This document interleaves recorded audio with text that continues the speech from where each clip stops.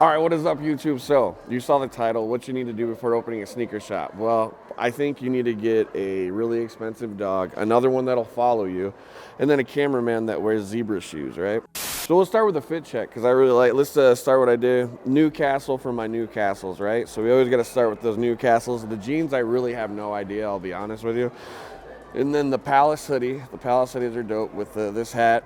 And what, Yankees hat? I used to do the stickers on it, but apparently that's not a thing I shouldn't do anymore. And everybody, I want you to meet. This is the beautiful Merle Oreo. The store dog, right? Yes, you're perfect, aren't you? So anyways, if you haven't liked, comment, subscribe, please do so.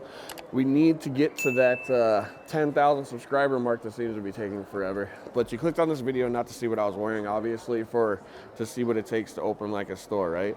Obviously, the one thing that you do need first is you need inventory, right? We're gonna have like a little list. We're just gonna do something really quick, whether you wanna do a store or if you're gonna sell out of your car or whatever you're gonna do, you need shoes, right? So shoes is one of the most important things. It takes time. You don't need to open up a store right away and have a billion shoes. I thought I had to in the beginning, but I didn't, all right? I'm gonna put this dog down now because it's really, really heavy and we'll start talking for real. Obviously, here's the thing.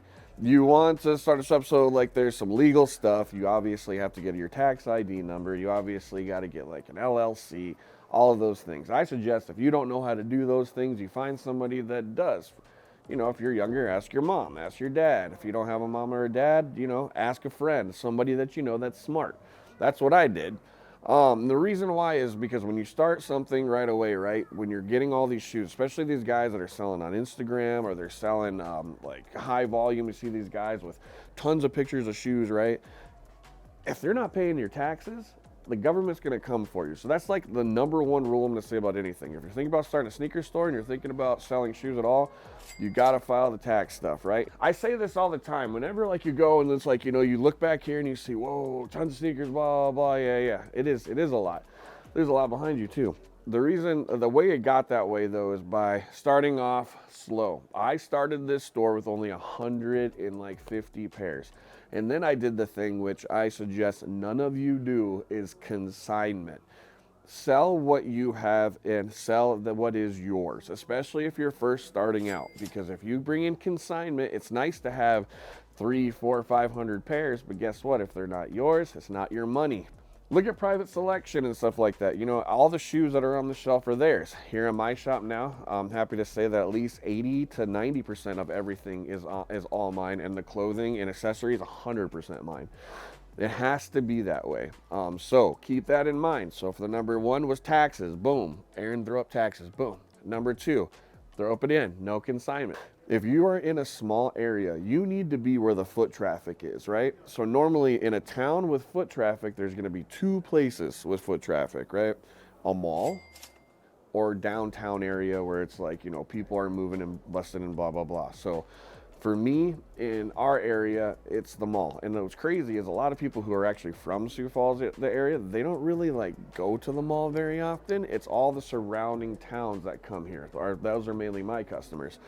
Foot traffic is the number one thing. You can open up the biggest, baddest store anywhere and you can have it popping and just crazy store, all the shoes, blah, blah, blah. But if you have no one to sell them to and no one to look at them, guess what? You're not going to sell anything. A lot of these malls are going to have the areas with, you know, decent leases that you can sign and then going from there. Now, I opened my store during COVID, so they were kind of almost giving leases away at that time. But right now, maybe it's a little bit harder. I'm in a Simon mall. Getting into Simon malls, you know, sometimes, you know, it requires credit or it requires, you know, X amount of dollars in your account. But those are the things that you can figure out and go into. And so a lot of people don't go to the malls for that reason. They'll go to a strip mall where they're just gonna have to pay X amount of dollars for rent and that's it. So number 4, this is gonna be another big thing for you guys. Hire nobody. Don't hire anyone. You work it.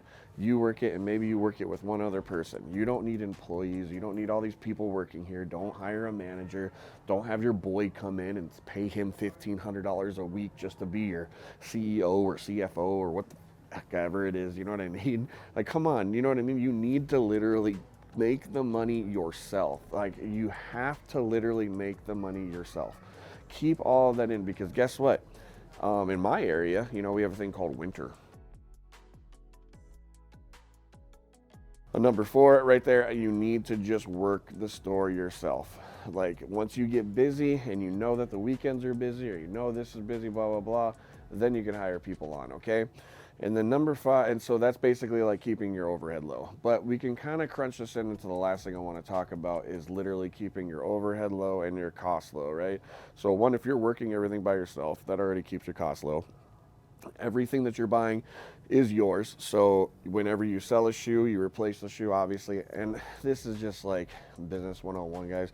If you sell a bunch of shoes, make a bunch of money, put it back into your business. Pay yourself like a salary of like, I don't know, $500 a week or every 2 weeks, whatever you need to live off of. But don't just be writing yourself money out of the business, because that doesn't work out. Go into this knowing that everything that you sell is going to be flipped into more shoes, more stuff. That goes with even if you're just selling in events. If you're setting up a table and you have a table every month at some new event and you're flipping, and you sell a bunch of shoes that day, try to get out to those tables and go take the money that you made to go buy stuff and leave with shoes too. And then with that being said, what do you charge for your shoes? How do I upcharge on that? What should I charge these people for my shoes? Well, what I really like to do is I like to do GOAT ship now. You know, when you go to GOAT, you know, you can put this on the screen and then you see the ship now price and you get that in the next 24 hours. It's a little bit more money. Sometimes it's $100 more or 80 more bucks. I price my shoes that way, and the reason why I do it is because you can take the shoe, grab it now, and put it in your hands and take it. And sometimes I'll even do $20 more than that if it's a hype shoe, like 20 to 50, because you get it right now. You don't have to wait 24 hours. But I definitely stay in that range. That way we can tell people, hey, it's what you're gonna pay if it's on the internet. You know what I mean? So if you're gonna be buying it on GOAT or anything like that. Do your taxes right away. Do your paperwork. Get all of that stuff figured out right away. 2, don't do consignment. Consignment makes no sense. You guys do not need to bring on that kind of stress to yourself and have to pay out another person right away. 3, make sure you find a good place with foot traffic. You gotta find a good place around here and you work it yourself. And so maybe that was 4. You need to work it yourself. Do not hire on anybody. You work it. You don't want to open a store and start having to pay this salary and this guy. Why? You're selling sneakers and clothes. It's not that tough, you know, and especially if you're there, you're bringing it in, and no one can work as hard as you, and no one's going to care as much as you. Number 5, basically, how do we price the shoes and saving your money, you know, and don't hire idiots like that. If I miss anything, you can DM me. It's exciting. I hope you guys open stores. I hope that you guys sell more online. I hope you guys are successful and do all this stuff. But don't set yourself up to fail, and don't freaking make it so you owe all these people money and you're not able to keep what you have, because literally if you don't keep with what you bring in, there's no point in doing this. You know what I mean? Don't let other people make all this money off of you, because it's not why you're doing it. All right, so if you don't like, comment, subscribe, please do so. We are going to Hawaii, baby. Sneaker Con, Honolulu. Oh, stop it on them haters. Let's go. It's gonna be so much fun.